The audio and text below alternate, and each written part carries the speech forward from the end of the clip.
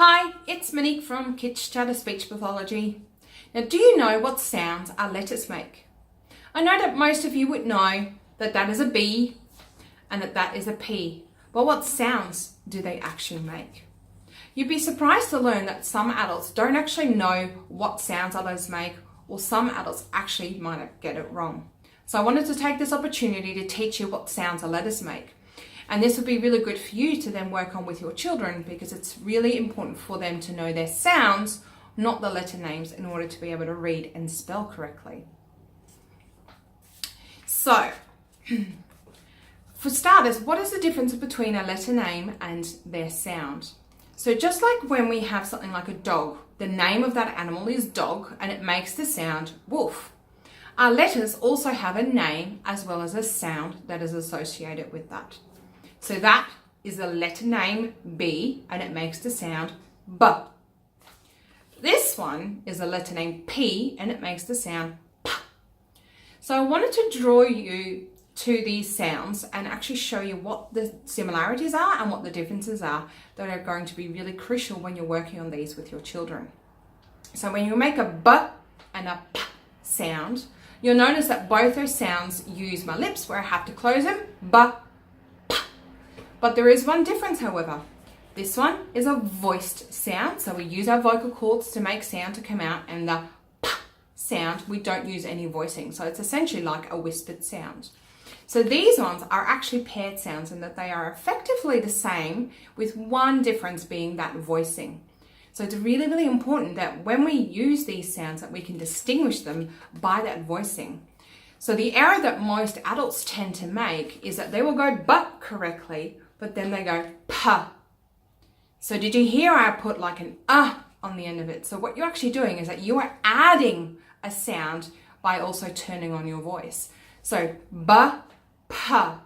There's not very much difference between the two, and this is where a lot of the adults often get it wrong, and it's really important that when we're working with our children that we teach them the right way.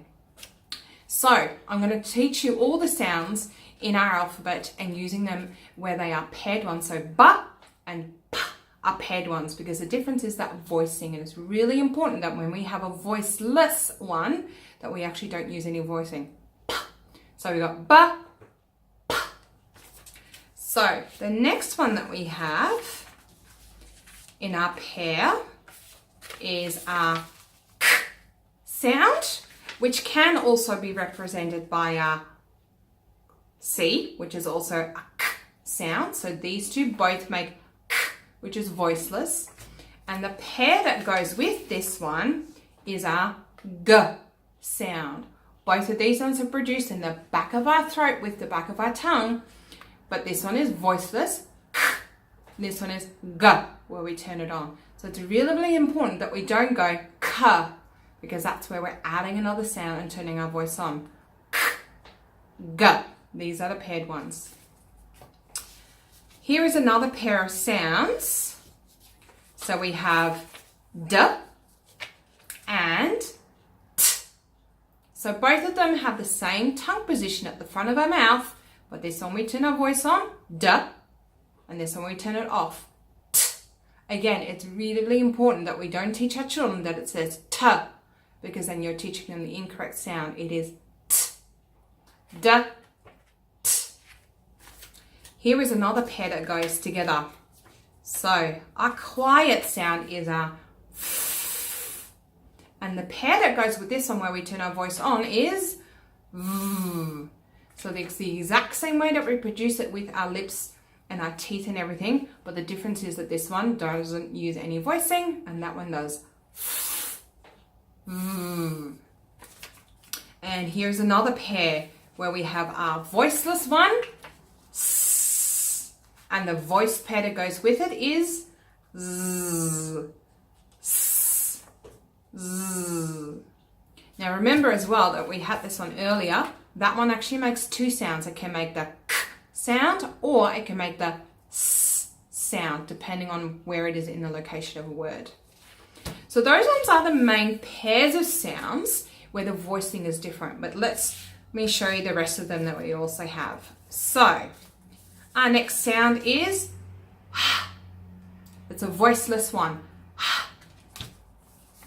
Then we have J. L. Mm. Mm. Now this one's a bit of a funny one, and this one is a qu.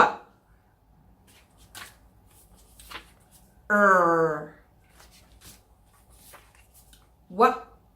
Some people might even use it as a ooh. X, which is essentially the K and the S together when you say x. And we have ya.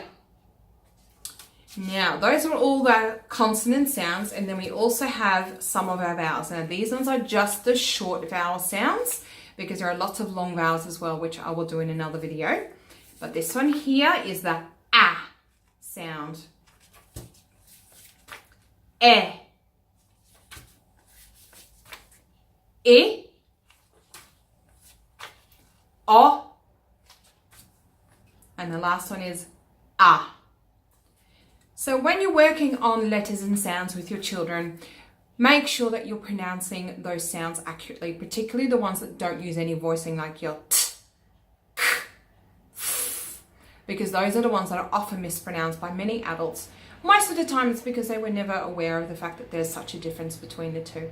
So I hope that was really helpful for you, and good luck working on them with your children. If you do have any questions about these sounds, or your children are struggling with any of them, contact our clinic and we can definitely help you out with their early literacy skills.